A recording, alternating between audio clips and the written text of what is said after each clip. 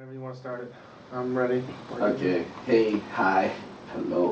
What are you up to? This is the Aloha Broha podcast, and I am one of your hosts, John Cozy. With me, as always, is Qualified Yeah. and Science Ben. Science I Ben. think that fucking name is boring, dog. You're gonna be Science Ben on this show from now on, right? You know what? No, I don't think it's boring. I think it's great. I want people to be more interested in being correct. Mm-hmm. And when you're not correct, when you find out you're not correct, Yeah. be free to admit it and then go, okay, I actually learned something now, because that's what science is about, is figuring out when you're wrong and then learning what's right.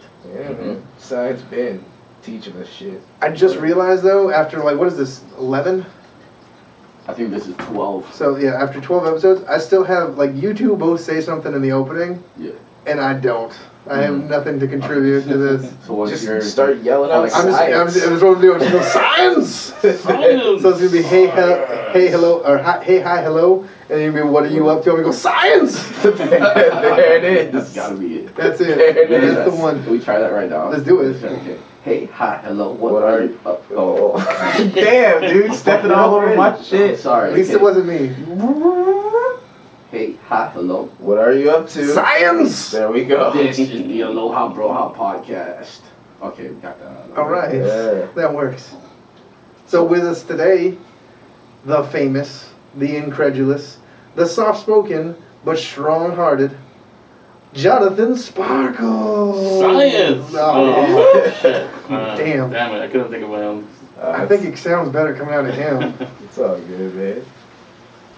So hey, hi, hello. Trigonometry! Yeah. Yeah. All right, that works. I'm learning down some with more that. shit. So what are you up to? What's going on right now? I heard you are leaving us soon. Yes, I'm leaving the island.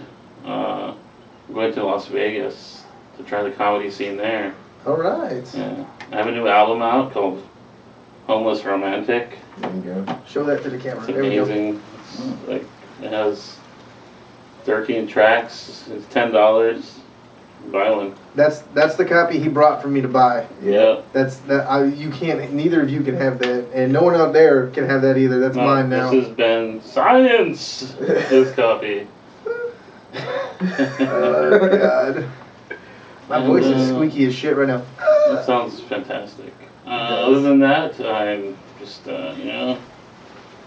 just buried in pussy all the time. And, yeah, it's pretty, yeah. That's why he sparkles. That's why he sparkles. Is all the pussy juice. Yep. No, I have nothing else to add. When did you record that? March 13th at O'Toole's. So this is your top notch so far right now. This is your first album, right? My first one, yeah. So this is my after debut album. This is after how many years of crafting the? Almost 5 years, man. This is 5 years of 4.5 craft years, yeah.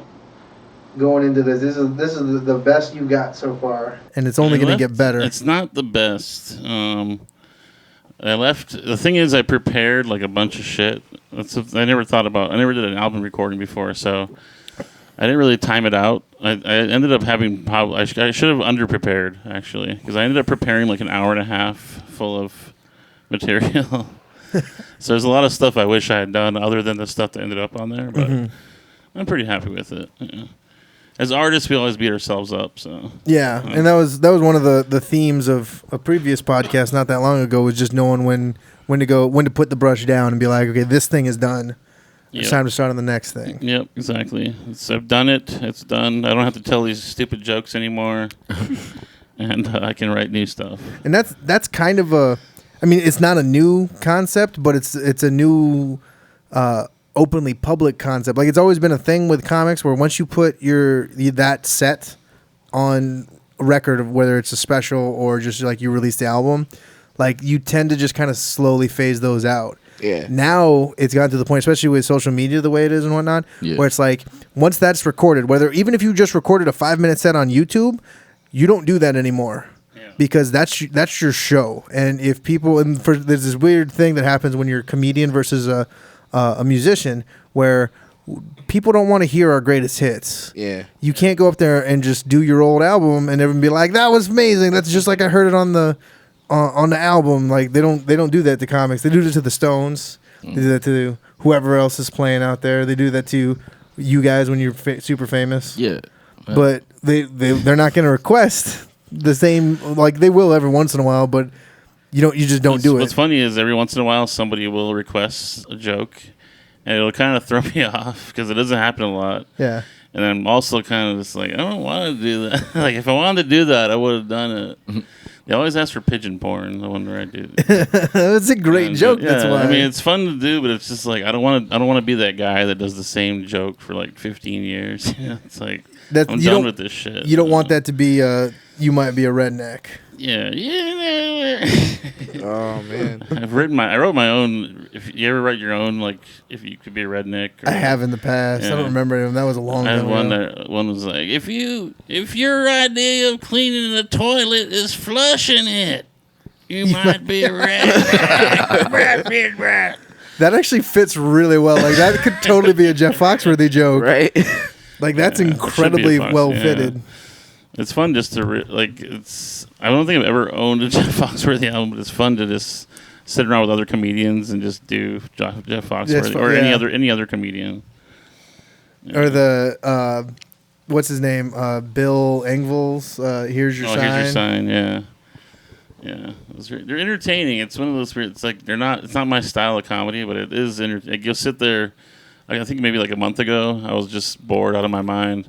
I'm turning the channels and I'm like, oh, Blue Collar Comedy Tour. Let's see how horrible this is, And like an hour later, I'm still there. Like, that's pretty funny. Like, and that's the thing. Like they're not. It's hard for me, especially to like say like, oh, this is just a bad comic. It's for me. It's always been like, oh well, I don't find this person's jokes that particularly great or whatever. But that's also because like they've been done the hell out of, and I've heard them so many times, especially for like Foxworthy and whatnot. I can still turn on like a Jeff Foxworthy special and be like, "Oh wow, I don't remember that joke. That's like a great joke. That's really well planned and thought out." And it's the same with most comics that I know. It's just that most of the time, they're either got too popular and so everything's overplayed. Like I was into Dane Cook when around that time that everyone was getting into Dane Cook, and then it's just that it got to the point where everyone was talking about Dane Cook, and I was just like, I've heard these jokes so many goddamn times. They've really, really lost their punch.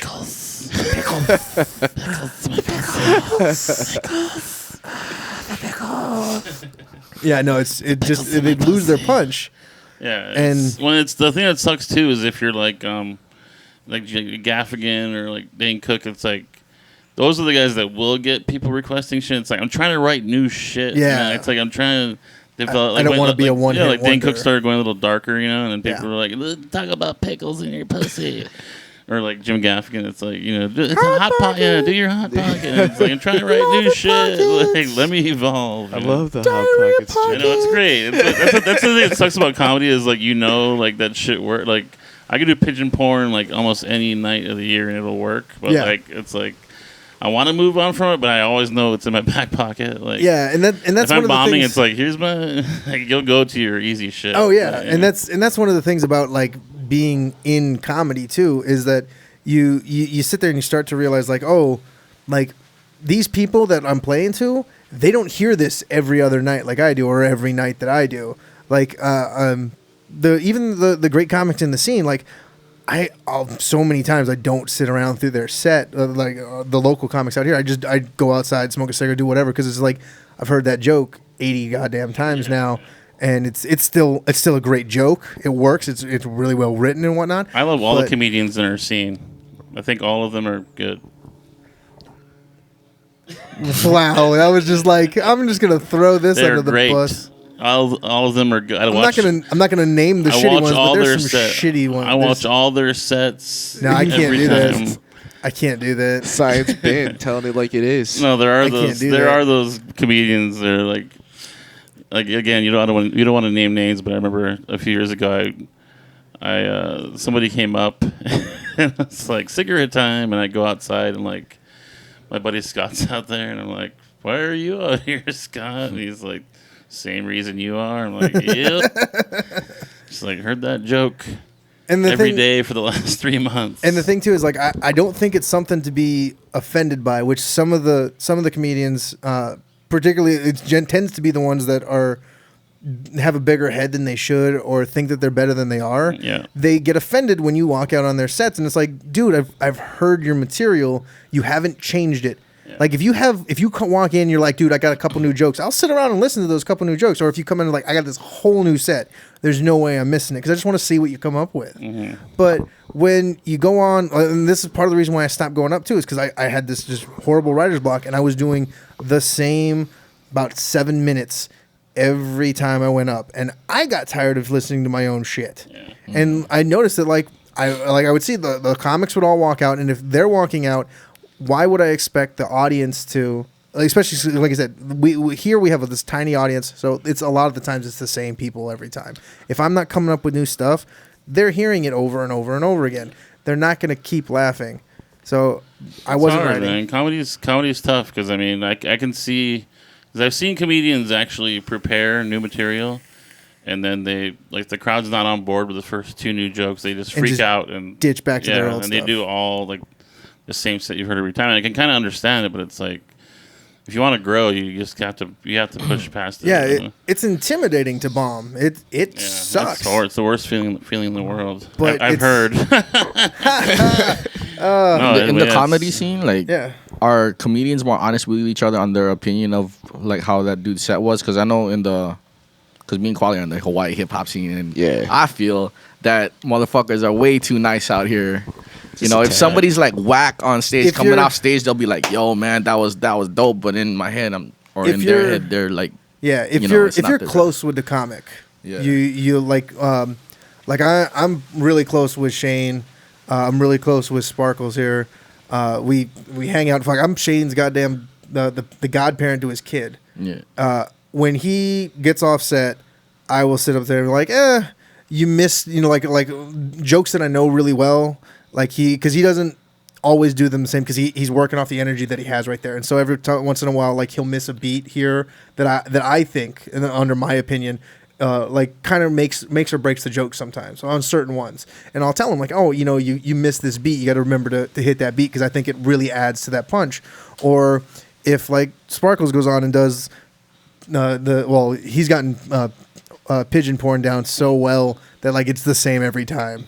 Like that's just such a great joke. But he'll do something. He'll try something new, and I'll be like, you know what you should do? You should add this tag to it, or what if you went this direction with it, or something like that. Yeah. And we try and help each other improve. But like if I don't know the person at all, yeah, I'm not going to be like, oh, that was a shitty set.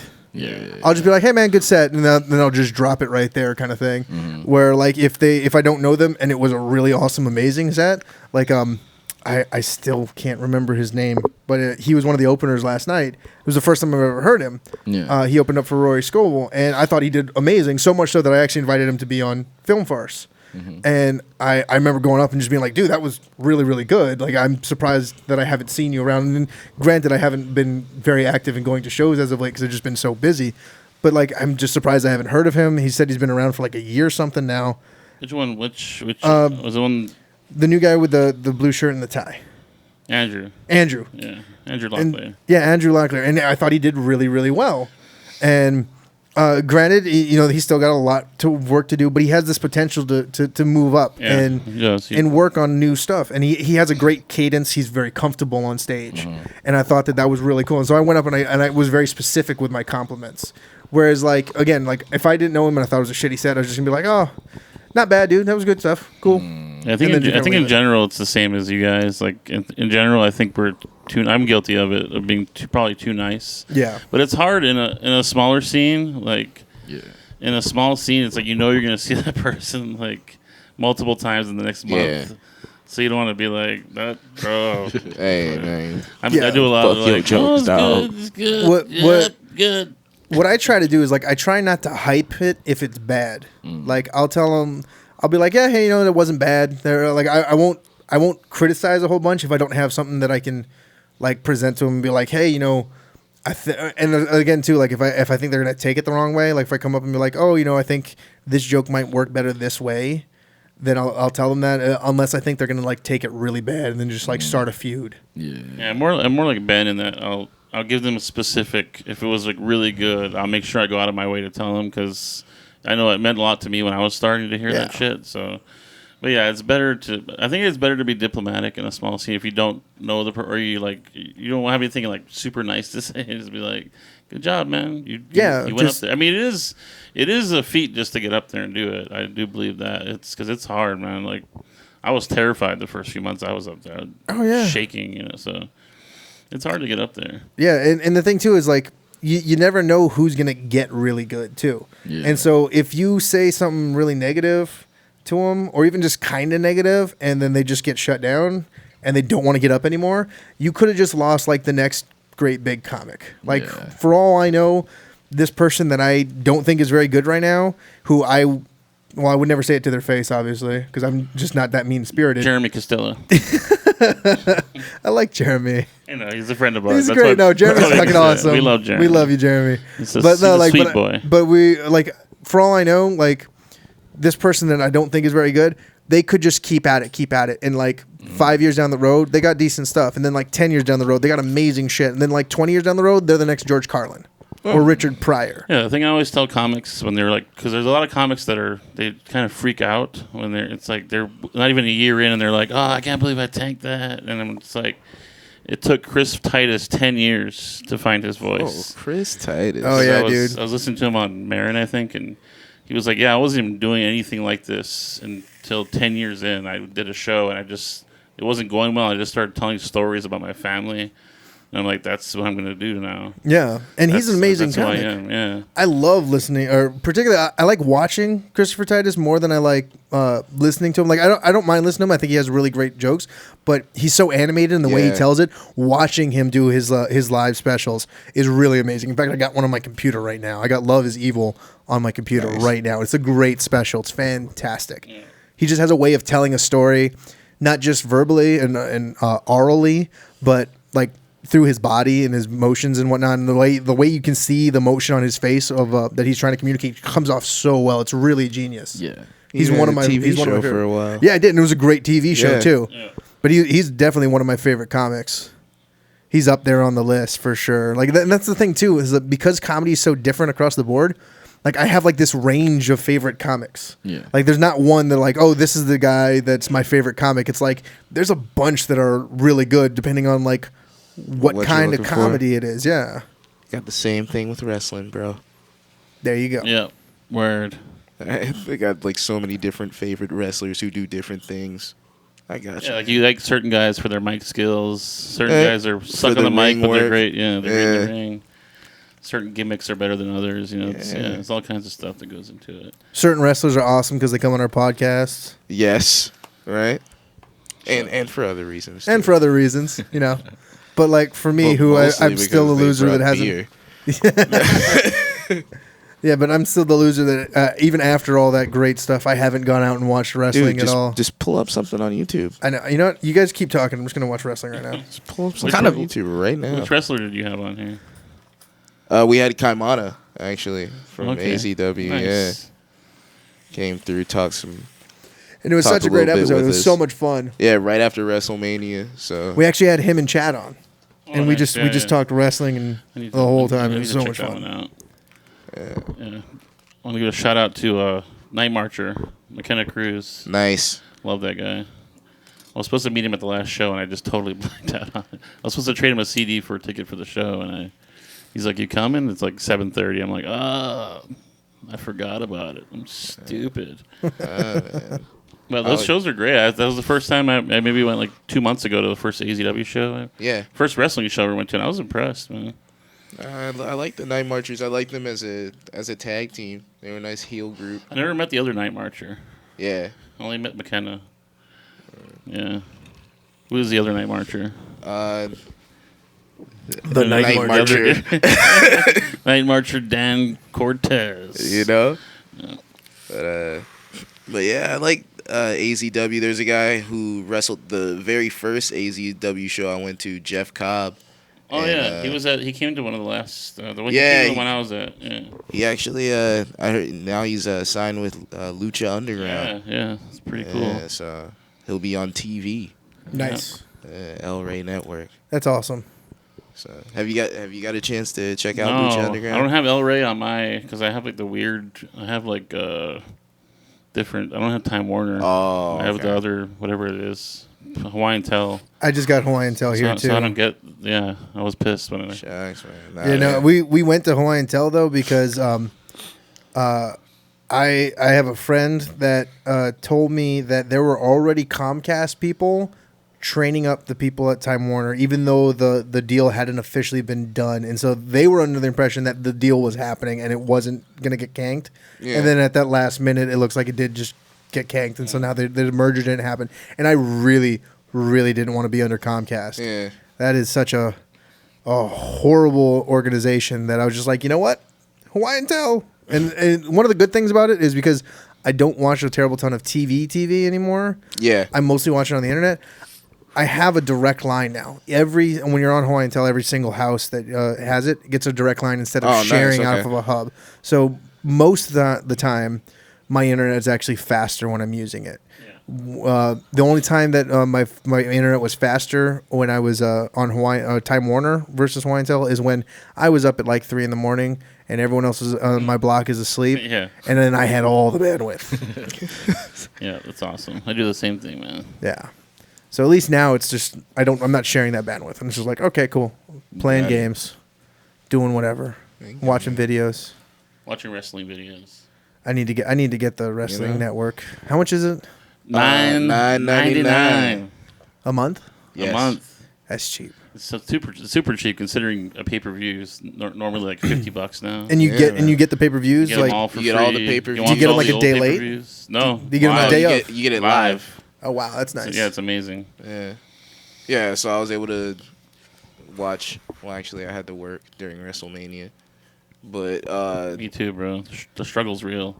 but afterwards, I had it on demand, but I could have watched it live. Like I could have watched it live on my phone. Yeah, you can just go in the bathroom at work, and I mean, I heard. You know what I mean? Yeah, Check out a surprise RKO. it's really and I'm a amazing. curb I stomp. mean, it was a smart move, but Yeah. I don't know. I was surprised they did it just because McMahon's usually like, how much money can I get out of people? But the volume has got to be. Yeah, you got to figure like there's so many people going at it. Like I mean, Netflix is cheap. Netflix is right around that $10 a month thing. Like I don't even remember. It's so cheap that I don't remember how much I pay for it every I month. think it's $10. And they make enough money.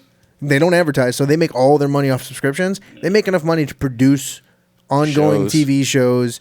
They're producing a ton of comedy specials. Yeah, it's great. So I mean, like they got you got to think that the wrestling just WWE just went, oh look at how much money they're making. And plus we the- could do that just off of wrestling. fans. Wrestling's notorious for any kind of live sporting event that's not like the boxing match last night. I'm sure people were illegally streaming it, Yeah. and there was a lot of that happening for wrestling too. So it was a smart move. Honestly, until they came up with the network, that's how I was watching all the pay-per-views. Yeah. Just illegal download. Or just watching the live streams on the different sites and shit. Yeah. Sorry, Vince. Yeah. Sorry, Vinnie Mac. See, so he's actually making more money by doing this Oh, than yeah. he Yeah. would. Yeah, so it's a smart move. I mean, realistically, technology wise and whatnot, everything's moving to the internet. I even tell people that like watch illegal movies all the time, I'm like, just get Netflix. 'Cause I know a lot of people that don't have Netflix. It's like, at least use it for some shit, like Oh yeah, watch whatever they have on Netflix. And like you said, the comedy special, like it seems like almost every week there's like a new one. yeah, I know. There's so many I can't even keep up with it. Yeah. Dead air. Dead air. We're at a standstill. Yeah. Keep going. I'm liking it. We don't know what to say right now. Hey. It's this weird mix of smooth jazz and regular jazz because you're white and you're black. Yeah, well. Ebony and Ivory. I could get jazzier, but it's not. It looks stupid if I try to be more like I'm white. Yeah, I know. That's why we go Like, with the. I mean, like, we're white, so we go with the smooth jazz. I love like more funky music, but I can't like make it myself. I am who I am. I can't make any music myself. That's why I avoid That's why your music. science been. Yes, see, I'm calling myself musically inept. Like I can't keep a beat to save my life. I tried to learn how to DJ and I couldn't even beat match. So I was just like, nope, this isn't happening. Because I'm not going to be a bitch and use that sync button. She only It'd be a tried lot for easier if I like had a one guitar. day. Huh? You just tried one for one day. and No, it's- I tried it. I tried it on Tron's equipment for like a week. Like I was at his place like almost every night for like a week, just trying to beat match. And like the reason that I knew it wasn't happening was like I was certain that those beats were matched. I was like, this is totally perfect. Jason, come listen to this. Are they matched? And he's like, no, they're not. And then like I can't hear it not being in sync. Like to me, they sounded in sync, and they didn't. They obviously weren't because someone who actually knew what the fuck they were doing was like, no, dude, this is way off. And I was like, You oh, are not a member of the Rhythm Nation. I'm not. All right. That's why. Janet kicked you out. Janet Jackson kicked you out of the Rhythm Nation. That's also why, like, I was like, you know what? I probably shouldn't join the Zulu Nation because I'd probably fuck up that handshake all the time. We could teach you. No, I think that there's like a rhythm to it, and I would fuck that up. Well. Yeah. Yeah, see, exactly. So now I just have to stand there awkwardly while you guys do this really awesome, cool secret handshake, and I'm like, oh, here's a regular handshake. Well, I mean, but you know all the science. Yeah, That's great, man. It takes science. it doesn't to make get me laid. It takes science to make a What? good I was handshake. just about to tell you, chicks dig science. No, you totally get laid off that handshake. I sit there and explain quantum physics to Iron a Man chick. She knows dries up science. like a fucking raisin. Dude, the Hulk knows science, and you saw what happened in Avengers. Yeah, let me go find an assassin that's infertile. You just gotta get on- the key is if you can. It doesn't matter what you do. Just get on TV. Like get on TV and talk about science. Like you'll get Yeah, laid, dude. bro. Like look 'Cause at I'm like pretty I totally want to be the next Neil deGrasse Yeah, Tyson you know that or dude Bill is Nye. buried in pussy right now. They're Like, both married, so they could be completely just like drowning in pussy, but Yeah. Yeah, they're- man. instead they're drowning in their wife's pussies. Yeah. It's still pussy. Yes, sir. Indeed. But now, like, what? How am I gonna get on? How am I gonna get on TV? Just keep talking about science. Just until keep someone being finds it. science, Until someone- Ben. yeah, I know. Yeah, bro, we're trying to help you out. All right, 10 years of celibacy, and then I'll be able to get all the pussy I want. Maybe Neil deGrasse will. Hey, man, have his own sometimes you gotta network or something. He's got his own talk show now. sacrifice to get more later.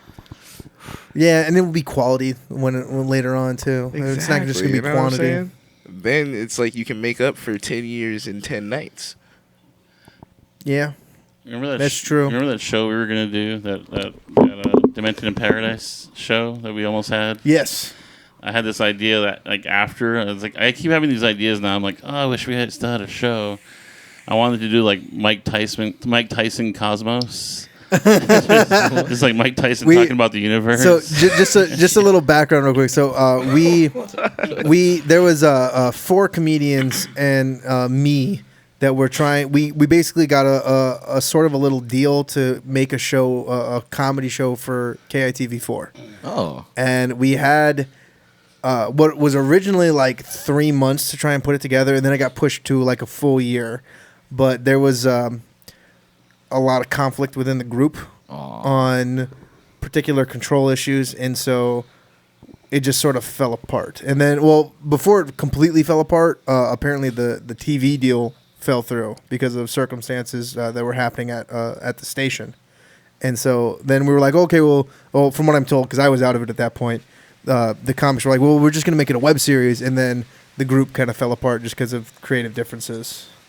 So, but there was so many great ideas that could have gone so well, and I think like I know I have still several of them written down, and if we ever get the chance, I stepped away from a lot of video, but if we ever got the chance to like sit down with a good director of photography, I would love to put some of those skits on. I just have like stacks of ideas that never got to. There were some amazing ones too, like.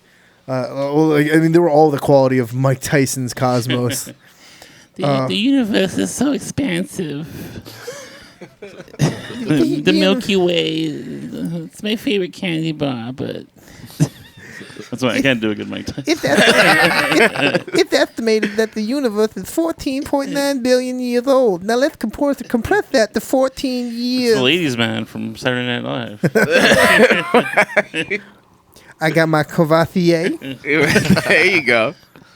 Ooh, it's a lady.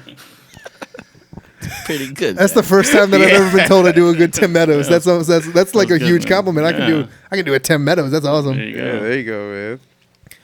Science and Tim Meadows. Yeah. find a way to combine those two things. Right? The science man. The science. Yeah, there you go. Hey, dude. I take college like, ooh, it's a lady. What's your science question? Science is sexy. Science is sexy. Right, and then geez. girls will meet you and ask you to do that voice, and Yep. then boom, There it is. that's how it works. This is taking this weird turn of Quali trying to get me laid. This whole episode is just slowly turning into like, let's see if we can get Ben laid. I'm just trying not to be the only guy out here who's got a baby on the way, man. Oh, so you want to drag me down in your misery? That's how it is. That's a lie. He's really happy. Yeah, I it's actually gonna got be to meet great. your wife. Yeah, She's awesome. She's Yeah. really cool. she's pretty nice. Let me. I'm actually looking up to see if I can find some of those the awkward science notes. And where? Some of the ideas you had. Yeah. I think I might have some in here too. That might be an interesting road to go down. See what weird fucking ideas. I have. Dead air. Oh. Dead air. You remember when we what? came up with this one? Dead air. It ain't fair. We got Yeah. dead air coming out. My pores. Yeah. Feeling kind of bored because Ben can't think of anything to say. Oh, what? Hey. What the Ouch. You gotta battle them back, man. yeah. I don't have musical talents. I couldn't rhyme. I can't even make a pun to save my life. And we wonder why I failed out as a comedian. You'll actually remember this one. Remember when we went to the movies with Shane and we were doing Teresa. Yeah, birders, or we were going to be birders. Extreme bird watching. Extreme bird watching. Calling out the bird's name's Teresa. Teresa. Just standing out in public. Everyone's just freaking out as we're just yelling Teresa like Teresa. There's that weird security Chasing a bird. There's that weird security guard that was like checking the waterfall. Like I thought he was gonna like yell at us. Oh, and he's yeah. just like, waterfall's good. Like, yeah. Watch your six. Waterfall's looking tight today. We're just over there looking for our bird that doesn't exist. Have you seen our what Shane? I forget what Shane called it. Our Oh my God. like Colombian. You're not going to believe that what I just found. I can't believe I found this. Okay, real quick. Birdman came out last year, right? Yeah. 2014. Check this out, okay? Look at the date on this note that I have for a movie idea. 2013-02-12. So February 12th, 2013. It's kind of the one right at the bottom. It says movie. Wow. I had an idea before anyone was announced that Birdman was a thing. I had an idea to do a feature-length movie that was all one tracking shot. I thought that would be so cool. And then, sure enough, someone was already working on it, and they did it as Birdman. And it was fucking amazing. See, that's how you get laid, Yeah, man. man. You just make it first before they do. I know, but I don't have Yeah, money. dude. Nah, Lil Wayne's done that to me like a whole bunch of times. I was like, hey, it'd be funny to say this in a rap. And then like 3 months later, I listen to Lil Wayne, and he's fucking saying it. To the left, to the left. If you want to leave, be my guest, you can step. See? What do you call? I had an idea recently. Well, not an idea, but I was like, I bet you within like the next 2 years, there's going to be a feature-length film that's like filmed completely on a cell phone. That's like Oscar-worthy. Like somebody's going to film like within the next 5 years, probably they're going to. And I'm like, and then they're going to start doing movies that are just like all on the internet, and then that freaking movie Unfriended came out. That looks so fucking stupid. You should watch it though. It's weird, but it's entertaining. Like It cinematically it looks weird and entertaining. ridiculous. I don't know how they did it. Like because it's made to look like they shot the whole Skype. thing on webcam. The whole movie is Skype. Yeah, exactly. It's a Skype, but it's interesting though. I swear, I thought it was going to be dumb, but it was actually pretty entertaining. And you know where the idea for that movie came from, right? It was because there's been so many like webcam, like Skype and these different chat room stuff. There's been these pranks that happen where like it started on like chat roulette and shit like that. After everyone was done showing each other their penises, what ended up happening was like people started like basically like setting it up to look like they were about to kill themselves, and then as soon as someone new would join in on them, they would like make it look like they killed themselves using special effects and whatnot, and it would make people freak out. Okay, and then I never knew that. And then they'd pop up and be like, it's just a joke, and then people would be like, oh my god, this was crazy, and they would just do these weird things to make it seem like it was weird. Yeah. Like one of the other ones that was really funny, like one of the first like jokes was when everyone was used to like flipping through chat roulette and just seeing penises left and right. There's actually a GIF of this out there. There's one dude sitting here going, and then there's the channel flips on, and there's 3 other dudes on the other side, and they're all doing like this too, and then they turn each other, and the first guy who's there lifts it up, and he's cleaning dishes, and the other guys lift theirs up, and they're like cleaning something else too, and they all just start laughing about it. Nice. They're like, it became pranks like that. That's awesome. And that's where that movie came from, was just taking those pranks to the extreme, because they're doing the same techniques. They're just making it look like something that it isn't. Yeah.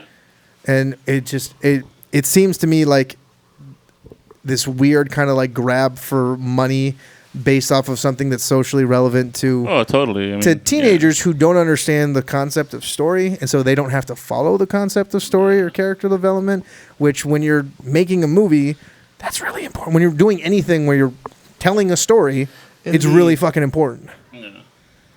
You kind of need a story to tell a story.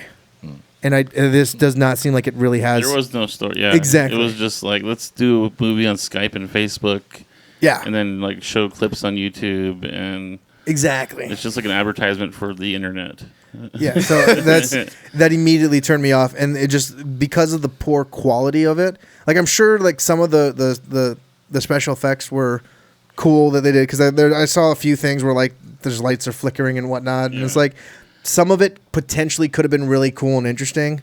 Like one of the ones that really blew my mind was when they released the first. What was that one that they did it for like $15,000 in the house, and it's the demon Paranormal Activity. The first Paranormal Activity blew my mind. I remember I was in San Diego at the time, and there was a limited release that was only playing in San Diego because it was supposed to have happened like a county over. And so we were like, oh, okay, let's go see this thing. Like, it's not showing anywhere else in the States right now. Let's just go check this out, see what it's about. And we sit down, and it was done so well with that little budget, where it's just the effects were done in a way where it's like, oh, this had to be like timed near perfectly. Like there's one point where, nowadays if you think about it, and you put more time into it, and you put more money into it, you can get these effects to work on a time like when you push a button. But like with the budget they had, like I don't know how they're gonna make that Ouija board light on fire unless they timed it right. Yeah. You know what I mean? Yeah. Like nowadays, you got enough money, you can set up this whole rig that you sit there and then you push this, you build this Ouija board and you build this thing underneath it and you push the button. Right. But that takes a lot of fucking money. Yeah. They basically had to like time it out so that the Ouija board moved around and then stopped and then lit on fire. And so, like, the timing went into it so perfectly. And they told the story using the idea of these security cameras so perfectly. And it was just cut together so well. It was a great, it was the first, like, horror film that I've seen in a long time, where everything was these thrillers and hack and slash, and not like the funny hack and slash, like Friday the 13th and whatnot. Everything was just like, oh, we're just going to shock you. Let's see what's the most grotesque way we can kill someone. And this was literally like, oh, my God, like, I'm jumping. Like I'm actually like scared. Yeah, it was terrifying. Like and the easy stuff too. Just like a ghost comes out of nowhere, like and flies through a wall or something. You're just like Oh yeah. Yeah, no, it was like no blood. Yeah, like the little things like he's running down the stairs after some noise is happening and the chandelier is shaking. It's like it's a really easy shot, but it conveys this feeling and this story that's happening to these people. And I love that they take their time to, like, I remember, I forget which one it was. It wasn't like one of the better ones, but it was still an amazing scene in it. I think it was one of the Paranormal Activities. And there's a scene where they wanted, I guess they were trying to film stuff to catch what was going on, and they couldn't figure out how to get a camera to reach every area, so they put one on a fan. I think that was either the first one or the second one. And like just waiting for it to, because it was like probably a 3 or 4 minute shot of just you're just seeing it go back and forth. And then you see something, you think you see something, and then you definitely just like, oh God, like that just freaks me out. Yeah, man. And like a lot of people criticize how much those movies made you just sit there and wait for nothing to happen, but at the same time, like I can see the artistic choice for why they did it. To me, that's what it's all about. Yeah, like that's what scares the shit out of you. No, you're like, I agree. You're like on edge. Like, yeah, because you're sitting there because you're trying to find. It's like playing Where's Waldo with a demon. Yeah, fuck all that. You don't think that's fun? I guess I'm too light. Not me. Yeah, nah. You don't like possession movies? Those are like my favorite. No, I don't. I'm not a fan. You watched the one with the? Was it like it was? I think it might have been like a spin-off of Paranormal Activity with the. There was like a bunch of Mexicans and they had like.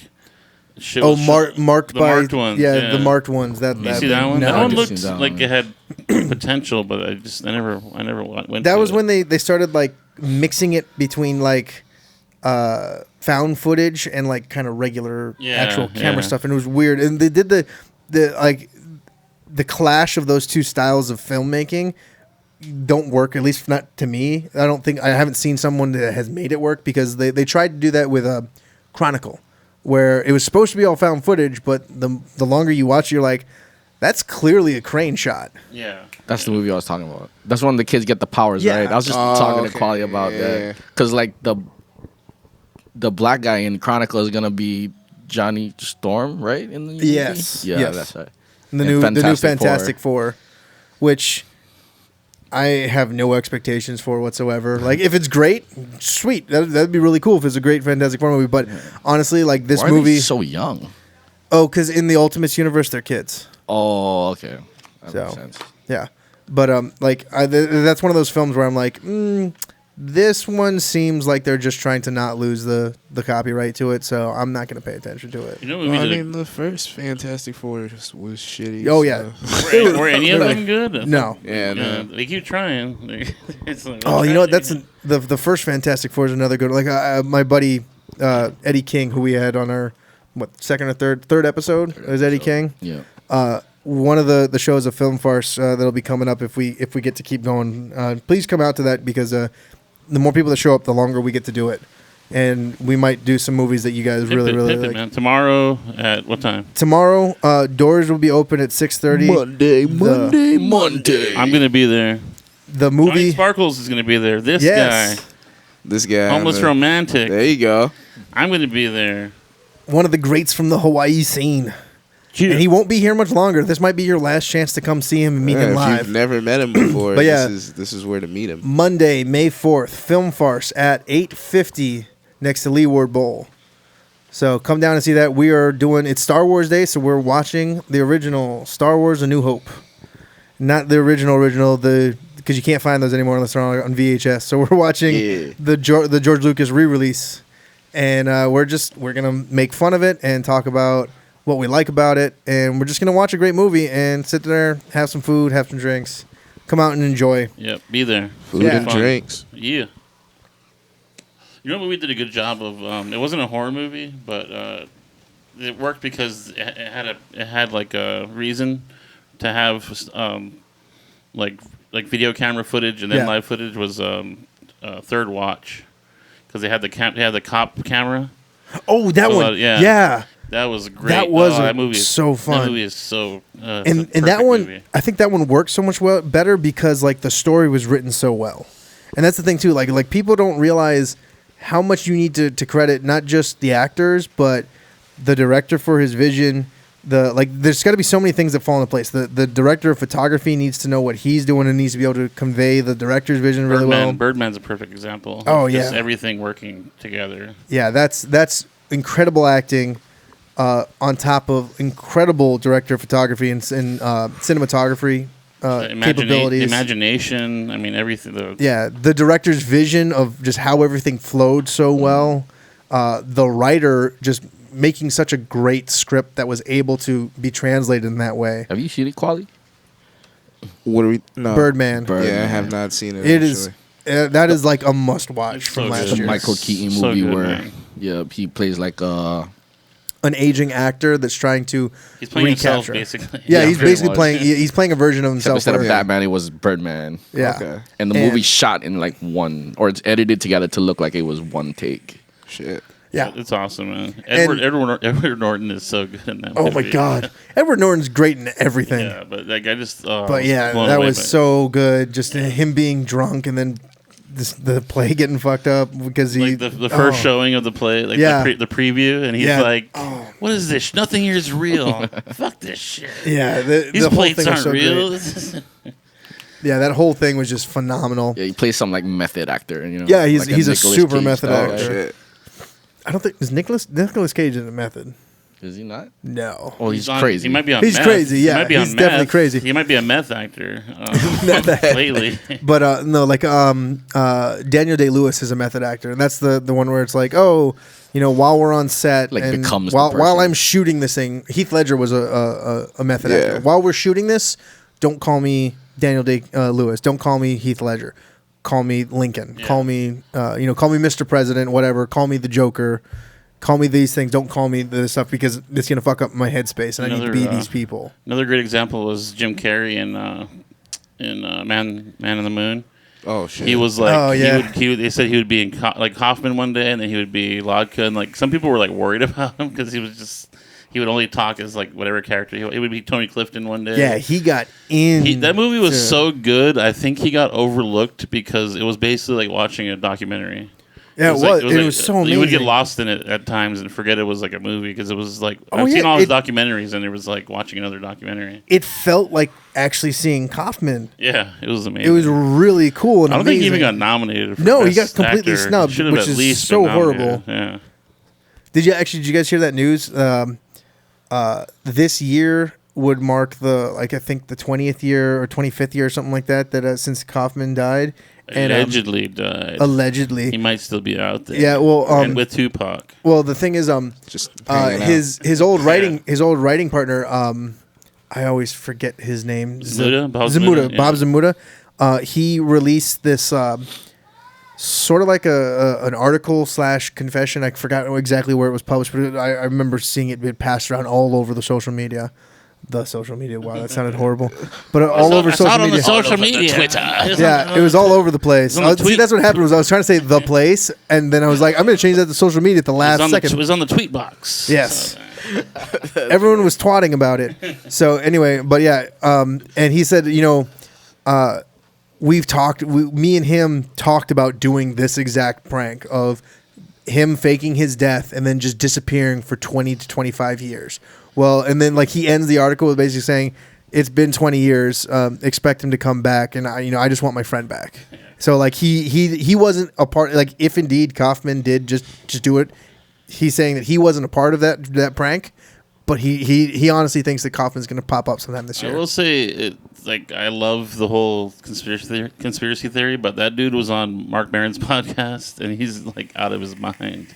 Like he's great. Like he has great stories and stuff, but there's a couple parts where even Maron was like, "Come on, man! Like you got to think out there, dude." You got to think too. Like, imagine what kind of condition you would be in if you were that close to Andy Kaufman for that long. Yeah, he probably doesn't know. Or there's probably some doubt. There probably is some real doubt in his mind. Like he could be out there. Who does anyone know who plays Tony Clifton right now? Sometimes it's Bob Zamuda, but he has other comedians that help. I was gonna say I because forget who, but there's a few. Like, is Bob Zamuda the main, or is there like another? Is there someone else taking on the main? I think somebody else might have taken it, or it's probably Andy Kaufman. Yeah, Just Andy Kaufman just doing Bob. Did you see that? You ever see that show, Tony The Clifton. Green Room? I love the Green Room. Did you see the one where Clifton like interrupted them? No. They look pissed, man. I don't think it was planned. I mean, Really? I think Clifton was the only one that. Yeah, because he just walked in there and they were like, okay, and it went long, and they're just like, all right, can we get back to the show? And he's just doing his Clifton shit, like just going on and on. Yeah. It's like, I'm Tony Clifton. I'm the best comedian. Just going after anyone who's doubting him. Yeah. It was kind of awkward, but it was beautiful. If you love Andy Kaufman, it's perfect. From that, like that street art, performance art standpoint, it's this incredible, great thing. Yeah. Like I almost wish that I was alive when and in that theater when Andy Kaufman just read The Great Gatsby. I would have stayed for that. I would have been there till the fucking end. Yeah. He just, for those of you that don't know, like Andy Kaufman, like at the peak of his career, like he was like a big TV star on Taxi, and he was getting booked for a lot of college shows, and he booked a show at a college and was just tired of doing, because every time it was kind of like the thing you were talking about earlier where people were like, do Foreign Man, be Lodka, and he's just like, no, I don't want to do it anymore. So he literally, people kept saying like, do Foreign Man. He's like, do Mighty Mouse. Yeah, so he's like, I'm just gonna pull out this Great Gatsby, I'm gonna read it until you guys shut up. And they kept going like, "Do for boo!" So he just kept reading it until the very end. He read the entire. He got pissed at the audience, so he's like, you know what? I'm just gonna read you The Great Gatsby. I think three people stuck around for it. Yeah, it was something like the entire audience walked out, but he committed to it. He's just like, nope, I'm just gonna read The Great Gatsby in its entirety. That's him in a nutshell, right there. That's Kaufman. That's why I love. Beautiful and insane. I love comedians that's like Rory Scovel. I was talking to him a little bit last night. We saw Rory Scovel. If you guys don't know Rory Scovel, check him out. He was here. You just missed his show. Yeah, you gotta see that guy if you ever get a chance. It's almost like a dismantling of what comedy is. It's just like the shit half the shit he does on stage is unplanned. It's just riffs. He just does weird. It's like he's not going like zinger, wacky. Yeah. It's just I love that kind of shit where it's like I'm not gonna do the cookie cutter comedian shit. I'm gonna do whatever I want. Oh yeah, and you're gonna like it. And it's all gold too. That's when I first heard about Rory Scovel, it was another comedian talking about him being like he's the only comedian that I've seen of the new batch that'll just go up and be like, you know what, I'm just not gonna do my set. I'm just gonna completely. And it's not just riff because he doesn't really do audience interaction. He just like sees what's around him and just starts commenting on it, and it just takes him places. Like one of the coolest and funniest things that I've seen as of late was last night at the show. We had a keyboard out there for him so he could do a few bits that he wanted to do and whatnot. And a good portion, go right ahead. And a good portion through the show, like as things were starting to wind down, he just is like, you know what? Can anyone actually play the piano? Because he wasn't playing it. He's like, can anyone play the piano? No, seriously. Can someone does anyone want to come up and just play this piano while I just tell jokes and stuff and just do stuff? And no one was doing it. So one of the comedians was like, fuck it, I'll go up and play the piano. Turns out he didn't know how to play the piano. It was our buddy Nico. He's fucking awesome. Really funny guy. And he just went up there and just like started just like basically randomly hitting keys. And it sounded not great, but not bad either. And he, like, Scoville just played with it to the point where, like, it worked perfectly. It was so funny. And because Nico was a comedian, I think I don't know if he was doing this, but it seemed like he was kind of timing his key hits so that you would hear Rory say something and then he would do this particular sound when a punchline was coming up kind of thing. And it fit so perfectly. Like, it was so perfect that if you didn't know that this wasn't planned, you would totally thought that Nico was a plant. Yeah, it seemed. Yeah, exactly. Like even Rory was like, "I bet you there's people right now, even after explaining that it's not a plant, they probably still think it's a plant." Yeah. It was so crazy. Really well. Yeah, it was great. Yeah, it's fun to just watch him go on tangents and all of it be such gold. So good. He was like that when we were hanging out too. Yeah, like it was like he was just on the whole time, and like that's just the way he is, and that's such a weird, an interesting and cool mind to be around to just see like how they do that kind of thing. Inspiring, man. Yeah. Push the envelope for sure. Was doing all kinds of crazy comedy shit. Yeah, I hear you. Word. Is there anybody like locally that does that kind of like crazy out there stuff, like in the local comedy scene? I have done weird shit before. Like, is anybody that like? I don't think there's anybody that like is known for that. No, Nico can kind of just talk off the top of his head and be pretty funny, but I think he hasn't really found his voice to the point where it's just all gold. Like there's some nuggets in there for sure when he just goes off on a side tangent, but I mean, like I think probably Nico's best stuff is the stuff that he has worked down and made shined up, polished, and whatnot. I've done a lot of weird shit, like just because I wasn't prepared, or like I just was in a weird mood. Like one time, I actually had come from a play. I think it was Young Frankenstein. Actually, a couple of my friends were doing like a local production of Young Frankenstein, and it's a musical, right? So I'm like on the way to the show. On the way to my comedy show, I'm like, I'm going to do my set as a musical. So I just sang all my jokes, and it went well, you know. And like a couple weeks ago, I did, Stoner Hawaiian History from Demented and Impaired. I did that on stage for the first time. Oh, really? Yeah, and I was like, I'm just going to try this. I don't care. And it actually went pretty well. That was a great one that I'm sad never got to see the light of day. So Stoner Hawaiian History was, it was the idea that there was 3 stoners just like chilling on a couch. One is completely passed out, and they're asking each other questions. One is particularly is asking this other one about Hawaiian history, and it's mixed real Hawaiian history with like stoner craziness. Yes. and it just goes on and on and on. It was so funny. That's so fun to shoot. Awesome. Yeah, I Yeah. mean, it's so easy because I would just like make up shit. Yeah, it was fun to watch you too, because like that's the thing is like I'm behind the camera and I'm like, okay, it's recording, and so then like Shane will say his line, and then I would just let it like because we didn't have a planned stop time, and so it was just like I would just watch Sparkles just go on for like 5 minutes Well, of just making shit up. Nico was great at like if I was getting close to dying, he would ask like a perfect question to set me off in a different direction. Oh yeah, that's right. Like Nico would just be like, "No, but what do you mean? Like, were they like purple?" And I'd be like, "No." We only did one of them stoned, actually stoned, I think. Well, they're stoned. Like Nico's stoned probably most of the time, but I only Just in actually life. I only actually smoked for one of them. I think. Yeah, that was fun shit. But I've done sets that were completely crowd work. I've done a couple sets that were like I came out as like pretending I was like super local and just did a bunch of hacky jokes like in pidgin for like 3 minutes and then went into my normal set. It's like, oh, I'll still deal with airline food, huh? I don't like eat one fuselage. That doesn't sound good at all. Stupid. Black box. I don't like black chicks. I don't like popolos, bro. I'm not gonna eat one black box. It's stupid, right? But Yeah. that's why I love it. I love just doing shit. Like, just go for it, man. More people should go for it.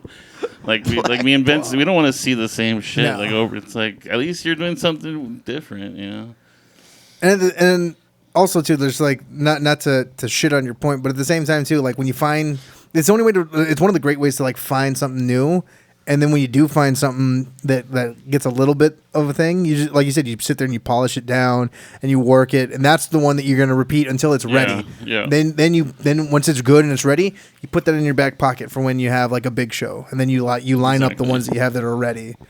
But when you're doing like an open mic and whatnot, like. I wish I had the guts when I was doing the open mics to just go up there and riff That's when on you something do it. Like, else. that's what I always tell guys. If you want to go crazy, like do it at an open mic, especially like a station bar. Those open mics are so loose. Like that's when you do just the weirdest shit you ever thought of, and then record it. Yeah. And see what you thought of on the spot. Because I always forget tags that I made up on stage. Mm-hmm. So it's like record it, and you're like, oh, that's actually a good. And then you have a new joke, like you Yeah. said.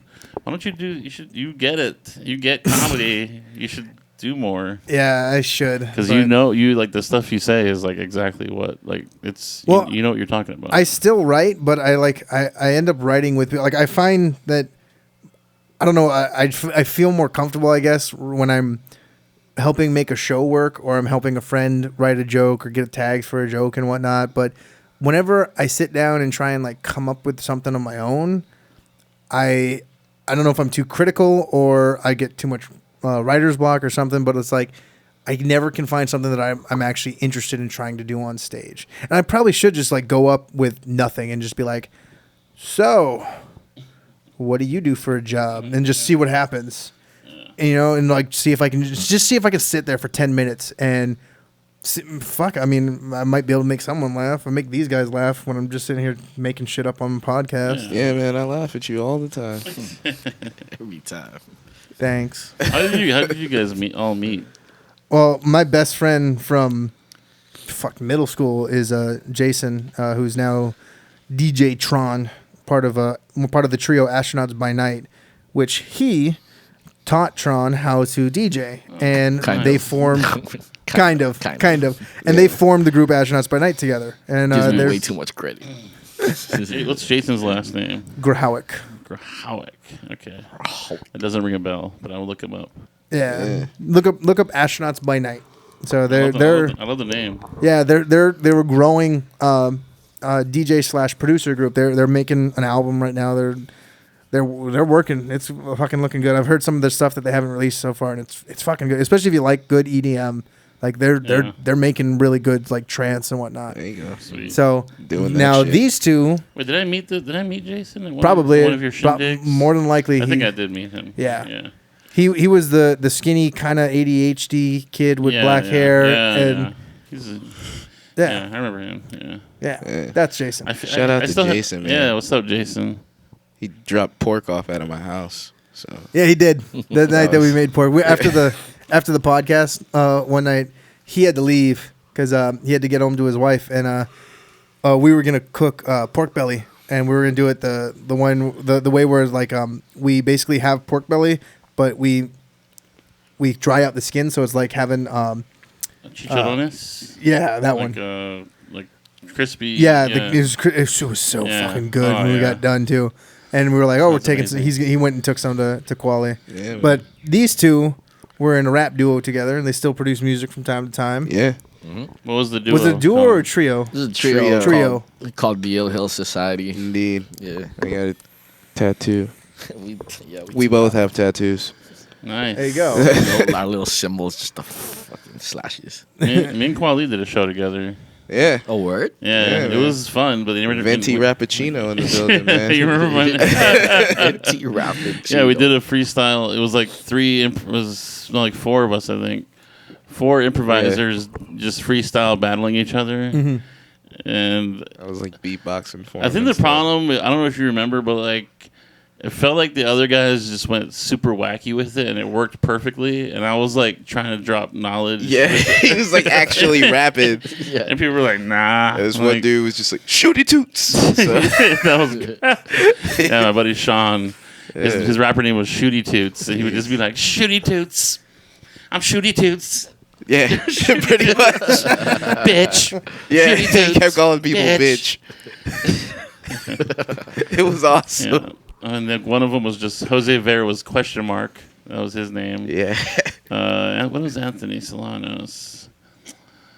He had a good name too. I forget, but yeah, I was Venti Rap Pacino. But like Venti Rap Pacino. And I didn't know you guys had done that show together. So when we got done doing a show one time, and then like Kevin's like, yeah, we're gonna get Jonathan Sparkles on the next one. I was like, how do you know fucking Johnny? Yeah, How the man. hell do you know him, man? Guy's the man. Yeah. I like the local hip hop scene too, like Illicit, and I'm down with like Illicit and Naveed. I love those dudes too. Yeah. Like, Accent, who is Oh, down the yeah. mainland. Yeah, it's a lot of talented cats out here that like so many people don't know about. It's kind of irritating. I'm like, check out Qualified. Like, I always drop your name, like, Oh shit. because I always meet these Thanks, guys man. that say like, oh, I rap. You know, I'm like, I've never seen you rap anywhere. Like at a show, like have you like you should try and hook up with these dudes. Like there's Yeah. Qualified, like Illicit, Naveed, my buddy Cruz. Like there's so many good rappers out there that just don't get enough, you know, play as far as I see it. Yeah. Word. Yeah. Man, this guy, not just because he's dropping my name, but he he knows his stuff when it comes to hip hop too, and, like outside of the Hawaii scene as well. So like, yeah, man. I'm a lifelong fan. So basically, you're saying if he's saying you're good, you must be good. I'm just saying. He's good. He's good, guys. He's good. I don't. You heard it here first. Yeah. You heard it here first. Well, not first, Qualified but- doesn't suck. Not at all. That should be like your website. Qualified doesn't suck.com. I might have That's to get catchy. on it. That's catchy. You know? It's like a TJ Miller. TJ Miller's website is TJ Miller does not have a website.com. Yeah. And TJ Miller's Twitter is not TJ Miller. I actually think that would be a good website. Yeah? Yeah, because it's Qualified an attention getter. suck.com. Yeah. I might Attention have to getter. do that. Just like when we did I did a show like maybe like a year into comedy. I put a show together called League of Hacks, and I thought it was a great name because like I don't think we're hacks, but that's the joke. And then but some people got offended, like somebody backed out of the show because they were like, I'm not a hack, and I'm like, no, we're not trying to be hacks. It's just I just love that name. It's like an attention grabbing name. Yeah, it's probably better because then if he doesn't get that joke, how good is his comedy going to be? No, he's good, but it's just I think it was like a misunderstanding. Like we're still good buddies, but it's one of those things where I'm not a hack. He didn't know me that well back then, you know. Oh yeah. It's like, who's this fucking guy calling me a hack? I'm not a hack. I don't suck. I'm like Qualified. See? I do not suck. Oh god. What's an example of like a hack, like a hacky joke? Jeff or Dunham. Is that the puppet? Carlos Mencia stealing, it's like So, anybody like, just okay. taking the easy way out. Yeah, like a hacky joke. There's a bunch of different things that can qualify as a hacky joke. Basically, it's in general, like he was saying, like if it's easy, like if you know that you're gonna get a laugh, like there's a lot of comedians that like Cat Williams would bring for openers. Yeah. They don't have jokes. They have a gimmick or something. Yeah, like they know. I'm a valley girl. Like even actually, now that I think about it, like until the most recent time that I saw Cat Williams live, because my buddy was opening for him, like I was surprised because he had like some real good legitimate jokes. Where like when I watched like Cat Williams specials in the past, I was like, there's not really any jokes in here. He just knows like if he says this motherfucker, then everyone's gonna go crazy. Hey, That was a pretty good impression. But just like everyone would go crazy. You know what's a great example? Have you ever seen those SNL sketches where they had it was like a comedy tour and it was all hacky? It was like they had like a whack a schmack. Yeah, it's like relying on something that You ever eat dookie? Just have one guy- Dookie. You Yeah, ever eating dookie? It makes your breath real funky. but yeah, it's Slap it, hacked. tap it, womp womp. It's hacked to like forego actual work and just rely on getting the audience to respond to you, because you know if you say this word or you make this motion, they're gonna go, oh God, he did the thing. Like, there are exceptions, but in general, if you have to have like a slogan, it's kind of hacky. Like if you're like, here's my trademark, where you guys go, woo. You know, And there's exceptions, like you said, there's exceptions to the rule. Like I think, like a lot of people look at it as hack now, what Jeff Foxworthy was doing, but like you look at a lot of those jokes, they're legitimate, well written jokes when he does the thing, and because he made that famous, and because he was the one who like did it really well, a lot of people tried to copy it, and we're getting moderate success because it was like, oh, it's like Jeff Foxworthy, and that's hack because you're not doing your own thing. You're doing what Jeff Foxworthy did. It's not hack when he does it. Yeah, his was original. His was original. You know, if you're copying someone else's style, that's hacky. If you're, like I said, if you're taking the easy way out and not actually just putting in the work and writing something that's original, that's hacky. like wrestlers that go for cheap heat. Sure. Yeah, like I'm gonna agree with that, even though I don't know what it means. Of a hack, like a hack wrestler right now, like. Or Well, a lot of times it's not even their fault. Like it's like the WWE is weird because they'll do really strong promotion for someone like Bo Dallas, and I love Bo Dallas. Like that gimmick was amazing when he first, but now it's like a joke. Yeah, and it's like you should have rode the not joke wave longer. Because he ruined the whole thing now. It's like nobody's ever gonna take him serious. Yeah, but it's like when it came out, it was perfect. But then it turned hack. I mean, who's a good example of just a wrestler that doesn't? It's almost, they don't even wrestle. They just mostly talk or like Adam Rose. Yeah, Adam Rose is a hack wrestler. Rose, yeah, he has a crew. All he does is come out with like a bunch of people in like banana suits.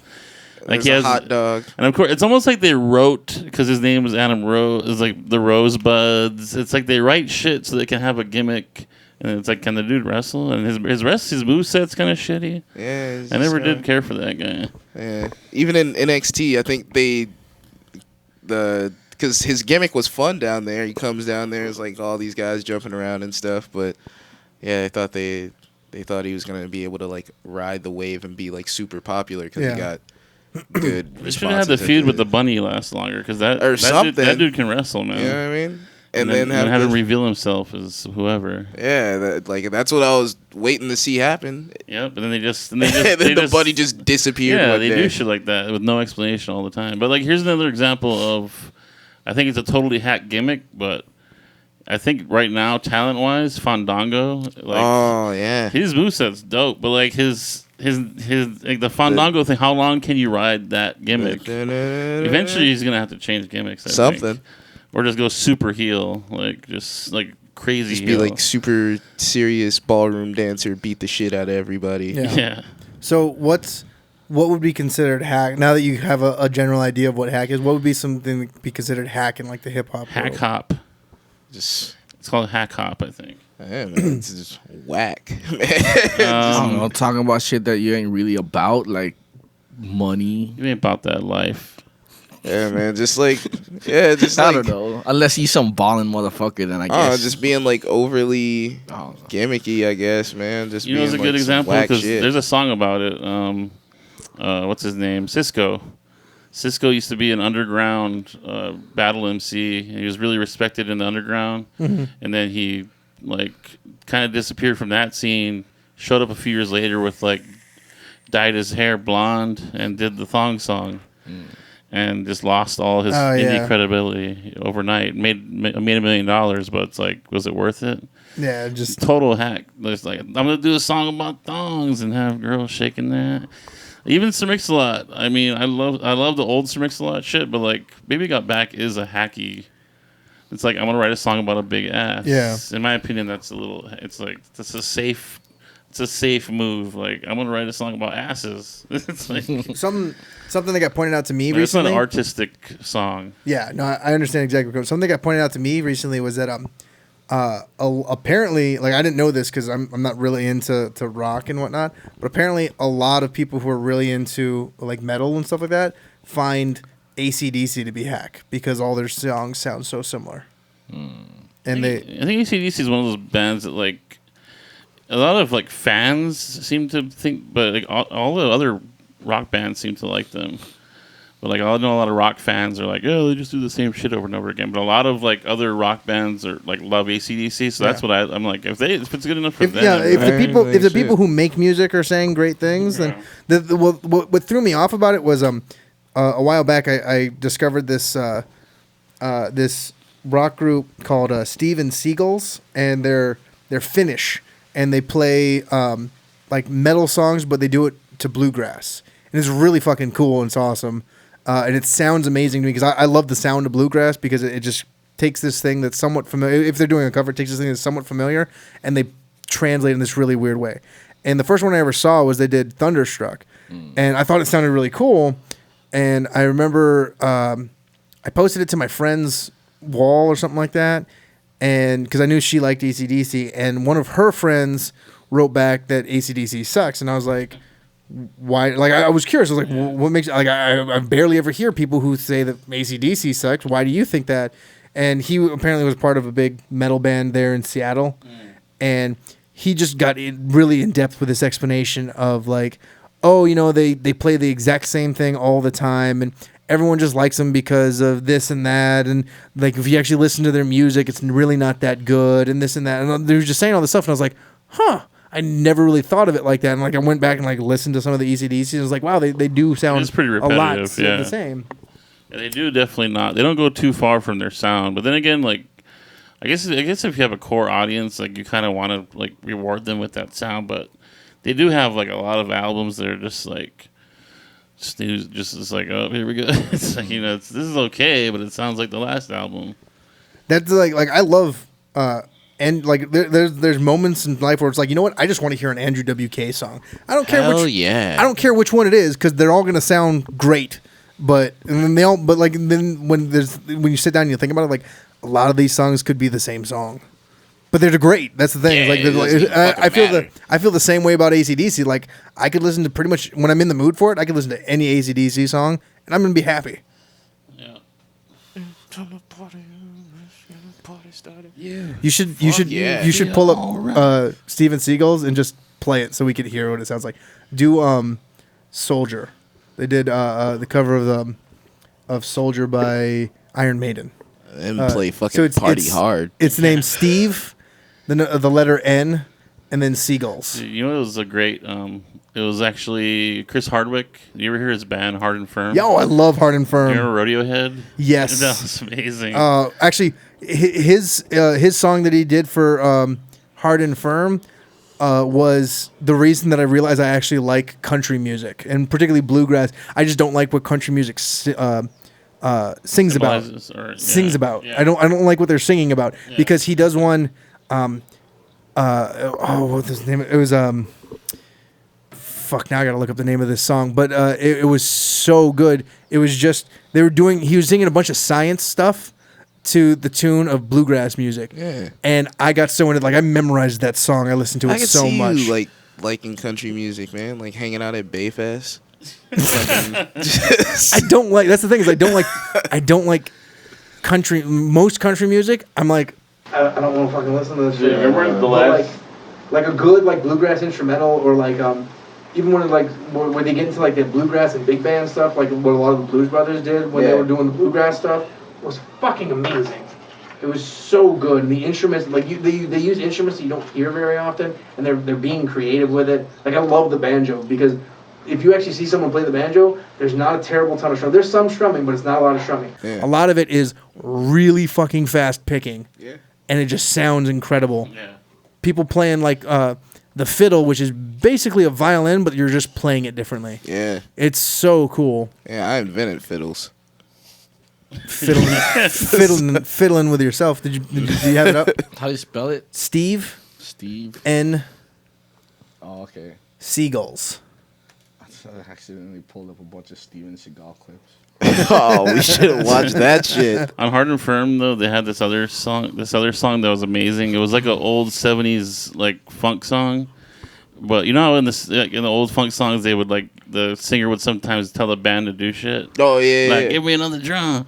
So then in this one he was just yelling out weird shit. He's like, get that saw over there. Get that miter saw and turn that shit on. He'd be like, grab that piece of wood. Throw it against the wall. Yeah, throw that against the wall, man. See that cat? Throw that cat out the window. And it was like 7 minutes of this shit. It was beautiful. Have you heard Pie by Hard and Firm? Mm-hmm. That's the reason that I know as many places of pi as I do. 3.14159265358979938462. Shit. Yeah. And I'm proud that I know that many places of pi. Oh, can we find it? Oh, you can't play it through the thing? Oh.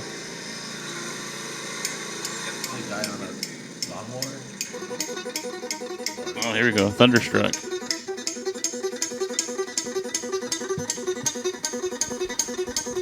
The clacking is spoons. The percussion is just playing spoons right now. That's awesome. Get into this. Oh, these motherfuckers got exposed. I was caught in the middle of the railroad track. Moved around, and I knew there was no turning back. My mind raced, and I thought, what could I do? And That- I knew He's hitting an anvil there was with a no wrench. help, no help from you. Sound of the drums That's an accordion. in my heart. Sweet. The thunder Sweet, of sweet drums accordions. tore me apart. Good though. It was really good. I love the sound. Yeah. Yeah. It's hard to hate this. It's good. It's enjoyable. Wow. Went down the highway, broke the limits, we hit the town. Went to the Texas, and we had some fun. We met some girls. Did Drew Carey play the accordion on the Drew Carey show? I think so. I don't know. Alright. He might have. I don't know. When you said accordion, Weird Al Yankovic. You're thinking of Weird Al I was Yankovic. thinking Weird Al when I Yeah. heard Okay. accordion. That's his thing. Yeah. it's just Wasn't like- his like uncle like a famous polka singer or something? Weird Al. No, there's another famous Pokemon one that's I thought he was named related, I thought he Yankovic. was related to like a distant relative. No, or everyone something. thinks he does, but then I remember him being in an interview recently and saying, "No, everyone thinks I'm related to this Yankovic polka guy, but I'm not." It's like, I'm tired of this So shit. Shut I'm up. actually gonna play the We song. just set the record straight. Yeah, I gotta set the record. I'm gonna play the song that made me realize that I actually like bluegrass and country. It's called "Trace Elements" by Hard and Firm.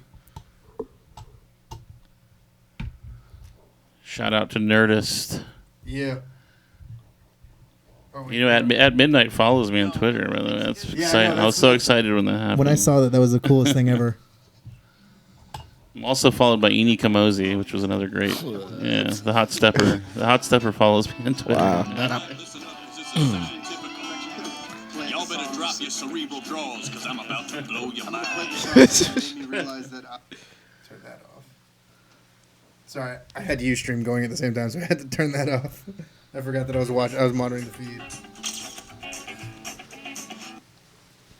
Compound Compound microscopes, radioactive isotopes. So Come on, so load, you good. piece of shit. Already, Spectrometer separate. Let it load a second. let it load. You're watching Country Public Broadcasting. Yeah. All right, listen up, because this is scientifical. Y'all better drop your cerebral drawers, because I'm about to blow your minds. Oh shit. It's gonna blow our minds. Compound microscopes, radioactive isotopes, spectrometer separate mass, sublimation, solid to gas, a logarithm, square the root, chemical spill, hazmat suit. I don't know what's funnier, you singing along with the song or the song itself. Science.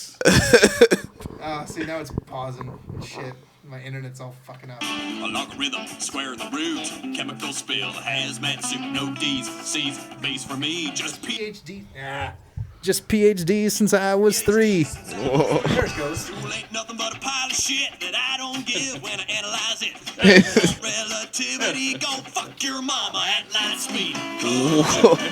Trace, research, disease, substring theories. This is Chris Hardwick, guys. Chris Hardwick and Mike Furman. Nature, nomenclature, argon, laser, Occam's razor. Given system, the simplest answer is usually the correct one. They have a half-hour Comedy Central special. Yeah. Huh? It's great. Yeah, it's really good. Robot twang, Euclid like protractor pulls, Heisenberg's quirky principle, radon killed the curious madam, Niels Bohr's faggoty atom. Well, I hope so. Terraform Mars, so we can get fucked up in Martian bars. I'll put tits on a shark and I'll make them green. That's what I'll do with my hand in your jeans. Wow. Take out the bunch of cells and hydrogen sulfide makes part smell. 373 Kelvin degrees. Darwin species. We's chimpanzees. It does make science so much more awesome. And it makes country more awesome. It's a perfect song. Whole time red. Yeah, it's the second reference to the film Contact. So what? Kingdom Phylum Order, but I got no class. I'll rearrange your face when I'm cloning your ass. And if you got 2X chromosomes, I'll coat your velvety walls with all them flagellates swimming in my balls. Put my jism in your schism, make another organism. I think Ben singing along is the funnier part. I feel like, I don't know how you guys feel though, but I feel this is the kind of shit I'm like 50 years from now people will be like, how come nobody talked more about this? Like, this is so smart. Alfred Nobel's TNT cells, Mendel's green peas, heredity, teenage acne. Ben is so happy right now. I know, man. I've never seen love you this watching happy his- for anything. Right here. This dude said he couldn't keep a beat. He grabbed his balls. Oh. I don't know, most people be like, check out this verse coming up from Black Thought. And like, Ben's just like, oh, he's gonna talk about the compounds and elements. I'm a he says, I'm a deoxyribonucleic asshole. And then he goes, carrying the 2, and he grabs his balls. And he says, I'm a God Doubting Bunsen burning son of a bitch, and my chemical symbol is FU. It's fucking awesome. It was so good. There's so much science in that. I'm just like, this is amazing. That's you gotta check out the album. Like if you guys haven't heard it, it's because they have a Radiohead. It's called Radiohead. It's like this bluegrass band doing like Radiohead covers. It's a melody of medley Radiohead it's a medley. done to the style of bluegrass. It's freaking so awesome. good. That sounds kind of cool. Yeah. Chia, knowledge. How long have we been going? Hour 20. Oh, wow. Yeah, we've been doing this. We're flowing. Yeah. We out here, man. It's so fuck, man. like I a want to do river. more science shit now. What you got going on, Science Ben, in the world of science? man. Well, actually, What's You know the happening? song. oddly enough, recently just posted to my Facebook was Jason Grahowick posted this. He posted a video that came out about I want to say it was like a year ago, maybe even a little bit longer than that, about what's called quantum locking. Okay. And they found that if you get these particular elements to certain temperatures and they use magnetism in the right way, you can actually lock in space the placement of an object. And so basically they created hovering. And so they were able to just kind of like the demonstration shows that they have this hyper chilled disc that they have placed over this pad, and they just doot, and it just sits there and floats. And then they can sit there and make it spin, and they can change its direction and make it like, oh, we're going to set it this way. And it just sits there and floats because of quantum locking. It's this new thing that came out. Can this be installed in a human body so I can just float around whenever I please? Maybe at some point in the distant future. I don't know about like actual installation into your body. Your body might the hard thing about installation into any body is the body could reject it. Or like just a backpack. That Shoes. Yeah. Shoes. Like honestly, like right now, this is the closest thing How we much have. you think the shoes would cost? Realistically, it's going to be in 175? cars first. Okay. Realistically, they're going to turn into a mode of transportation, and then there's going to turn into a mode of personal transportation with like I'm trying to shoes get and them whatnot. sneakers, dog. But like they're talking about practical application of making it use on like rail systems to have just frictionless rail. Which is incredibly cool. Eventually, this kind of technology, as they pursue it more, will turn into something like hoverboards and hovering cars and whatnot, and it'll be incredibly energy efficient. All this really cool stuff is possible now that they've kind of unlocked it on a small scale. They can start trying to build it up on a larger scale. I see. The motherfucking Small McFlies, scale, dog. Yo, Yeah. I would quantum lock like beer bottles so that when I'm walking around the club, I could just have like a 6-pack orbiting around me. And whenever I want a new one, I'll just grab it out of its orbit, chug it down. You know what I'm saying? That sounds great. And then because that was like a year old, I posted in the comments to that. I was like, yeah, that's really cool. I remember seeing that. It's really amazing, cool stuff. Yeah. And I posted also the article to this new what's being called the EM drive, and I want to say it's electrical magnetism drive, but it's a new type of engine that is being developed by one of the side projects of NASA. And essentially, they've proven that it works, and it's it kind of breaks our understanding of physics because it's an engine that doesn't put anything out. There's no like right now in a vacuum, to move somewhere, you need to expel something. Yeah. So basically, like if I'm in a vacuum and I'm just floating in space and I have a football, and I just throw that football as hard as I can, the football is going to go flying that way, and I'm also going to start moving this way a little bit because I'm expelling something off of me. This drive uses electrical magnetism to create force that is not being expelled, and so essentially you can move through space without having to really have fuel. Okay. And I'm butchering the fuck out of this because I haven't. The engine sounds like my ex-wife. It wouldn't put anything out. But they've extrapolated that it's possible that this thing can eventually, after a lot more research and a lot more money put into it and study and whatnot, this could be essentially a warp drive. Like this could turn into like FTL or approaching light speed, which realistically to travel anywhere in the universe, we're going to need FTL. FTL, if you don't know, is faster than light travel. Yeah. FTL. I was thinking, fuck the light. Fuck the light, dog. FTL is faster than light, and realistically, if we're going to go anywhere outside of our local solar system, we need to have FTL. I knew a girl that was Stargate. I knew a girl that was DTF, but unfortunately I was FTL. She was like, bye, BYE. She was like, LOL. Yeah. She was like, LOL. Yeah. I came in 3.14926. 3.1415.3.14159265358979384662. Yep, I came in that many seconds. You came in pi. I came in pi, exactly. That sounds a lot more exciting than it is. So essentially, you're saying that you are.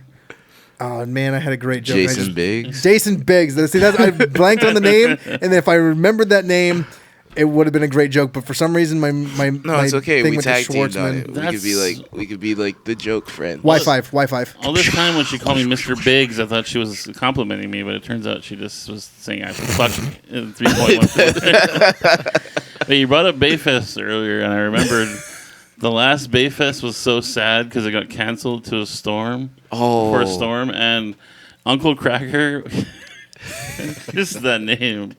Uncle Cracker came to town for the show, and then it got canceled. So I'm just picturing like Uncle Cracker in like a dive bar. Just like, what has my life become? Like, they put me on like a fucking carnival on a Marine base in Hawaii, and then the storm comes, and like I have not, like I'm just taking a break in Hawaii with my career that doesn't exist anymore.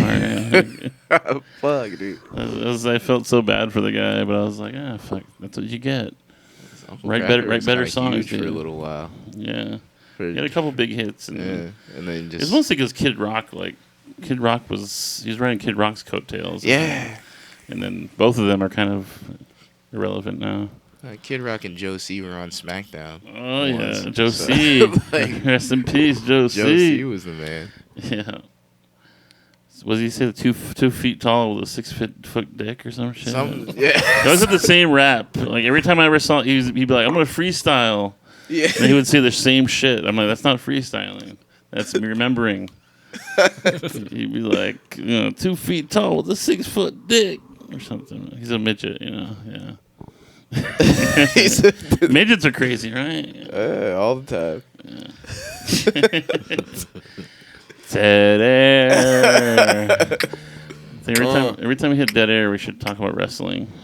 Hey, dude, because we can always fill time with that. Yeah. Vern Gagne passed recently. That's true. One of the original greats.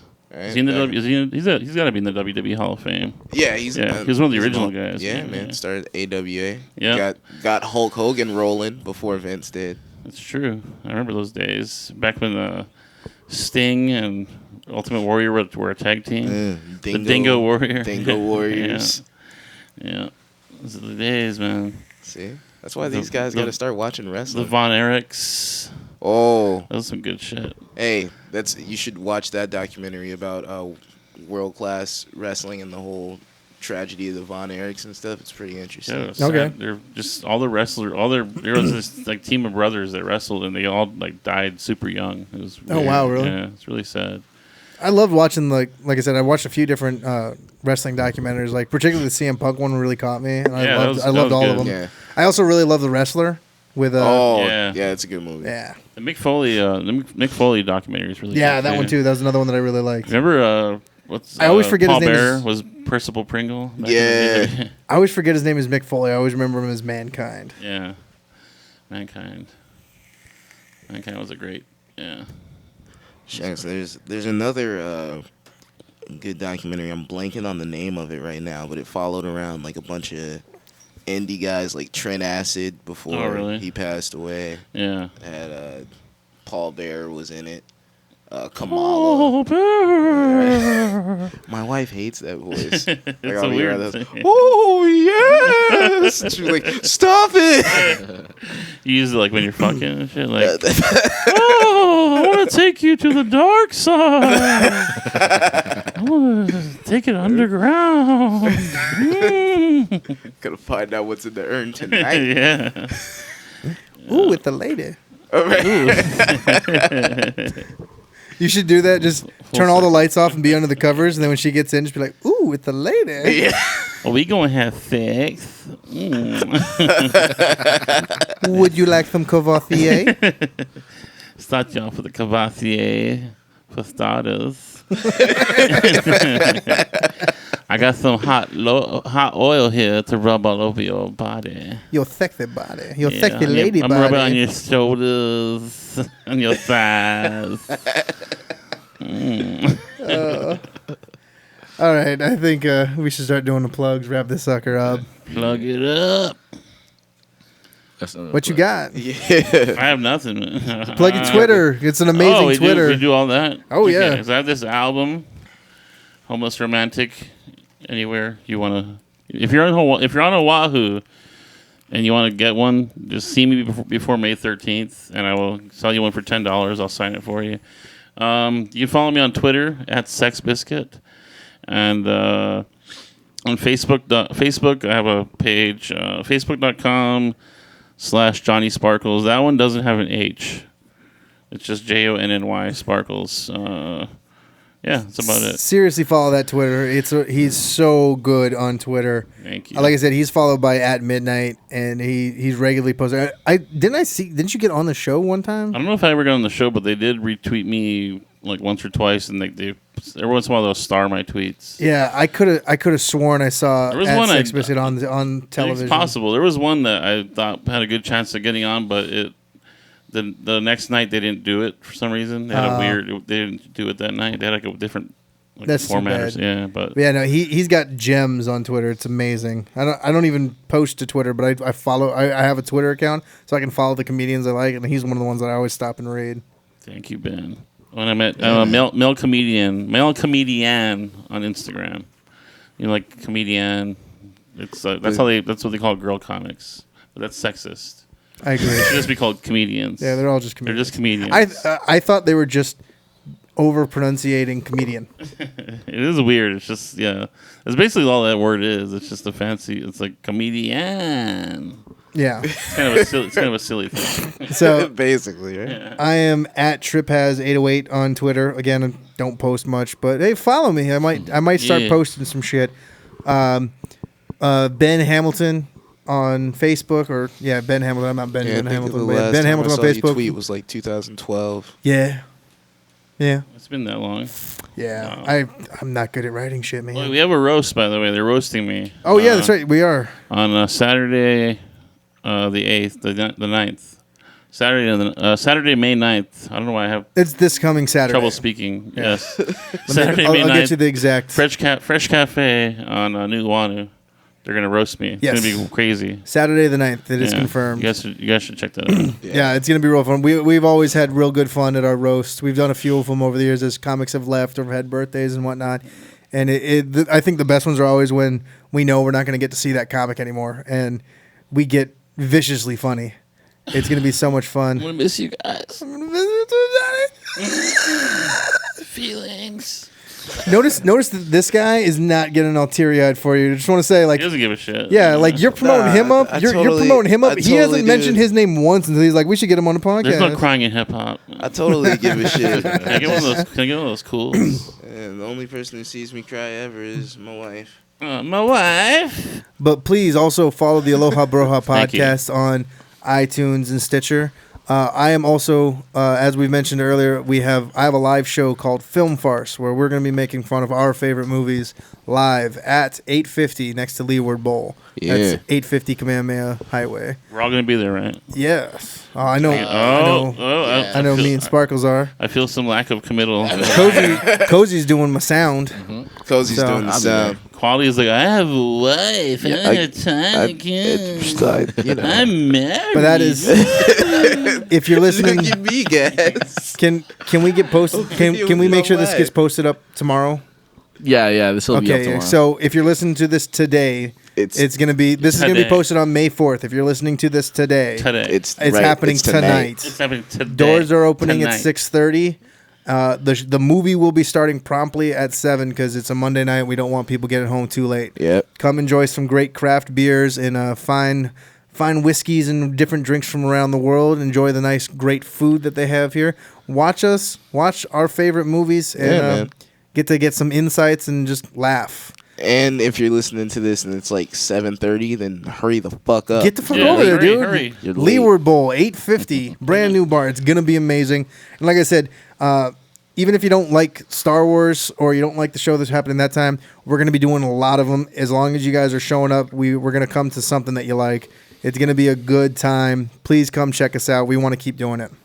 Mm-hmm. Yeah. And you can find me at John Cozy on all kinds of shit, and check us out at AlohaBroha.com and GreenleafCheck.com, and check us out on YouTube and shit. Greenleaf Check TV, Aloha Broha podcast. We're gonna be coming up with a bunch of dope content. We're gonna be doing like live, like hip hop performances or like music performances on the Greenleaf Check YouTube too as well. Nice. And you can always check us out every last Thursday of the month at the Safe House for Greenleaf Check. Yeah, we out here, man. Yeah, this month I think we got DJ Solution of the Nocturnal Sound Crew. That motherfucker is that's dope. gonna be this month. Yeah. Oh, I almost forgot. I almost forgot something about Film Farce. Film Farce. This first one's on May 4th, obviously Monday, May 4th. Indeed. It's going to be every first and third Monday of the month. So just even if you don't see or you don't get to hear the promo or see the event page going up or whatever, just come out to 850 on the first and third Monday of the month. Start your week off right. Yeah. Bow. Do it up. Wow. Thanks for just destroying our listeners' ears. Hey, man, sometimes you gotta be ready for some shit. What you got? Shit, man. You can find me in St. Louis rolling on dude. Nah, but You find me in the Cherry Red 150. Hey. But I'm on Twitter. Quali is ill. I'm on Instagram. He is Quali ill. He is ill. You know what I mean? We out here. Sparkles endorsement. That's and that's one of the strongest ringing endorsements you can get in these streets. That cosign, got that Sparkles cosign. And soon to come website Quality does not suck. Exactly, because I do not. I'm ill. The streets is real. Motherfucker, I'm ill. Would it be really weird if Bill Murray showed up right now? Super weird. Super weird and amazing.